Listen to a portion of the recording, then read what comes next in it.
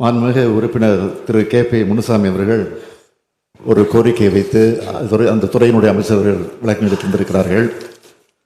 Doctor உவே சாமிநாதனுடைய பிறந்த நாளை தமிழ் இலக்கிய மறுமலர்ச்சி நாளாக கொண்டாட வேண்டும் என்ற ஒரு கோரிக்கை வைத்திருக்கிறார்கள்.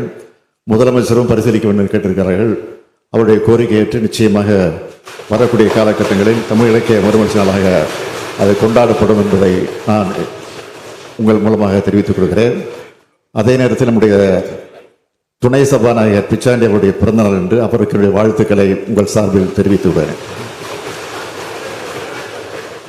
பேரவைத் தலைவர் அவர்களே, சட்டப்பேரவையின் 2ஆம் நாள் நிகழ்வானது தற்போது தொடங்கியிருக்கிறது. மு.க.ஸ்டாலின் சட்டப்பேரவையில் அறிவிப்புகளை வெளியிட்டு வருகிறார். அந்த காட்சிகளை பார்த்தும் விவரங்களை செய்தியாளர் செலினா வழங்க கேட்கலாம். செலினா, முதலமைச்சர் மு.க.ஸ்டாலின் என்ன அறிவிப்புகளை வெளியிட்டிருந்தால் விவரங்கள் பதிவு பண்ணுங்க. சட்டப்பேரவையின் இன்றைய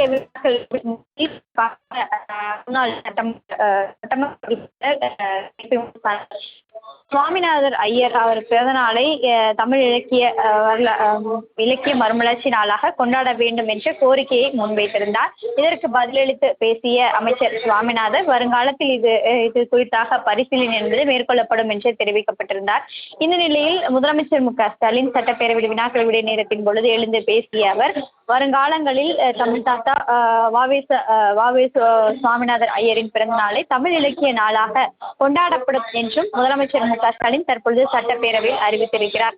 குறிப்பாக சட்டமன்ற உறுப்பினர் கே.பி. முனுசாமியின் கோரிக்கையை ஏற்று தற்பொழுது முதலமைச்சர் மு.க.ஸ்டாலின் இந்த அறிவிப்பை வெளியிட்டிருக்கிறார். இனி வரக்கூடிய உவே சுவாமிநாதர் பிறந்த நாளை தமிழ் இலக்கிய மறுமலர்ச்சி நாளாக கொண்டாடப்படும் என்றும் தமிழ் வளர்ச்சித்துறை சார்பாக இது தொடர்பாக அறிவிப்பு என்பது வெளியிடப்படும் என்றும் முதலமைச்சர் மு.க.ஸ்டாலின் அறிவிப்பாக வெளியிட்டிருக்கிறார்.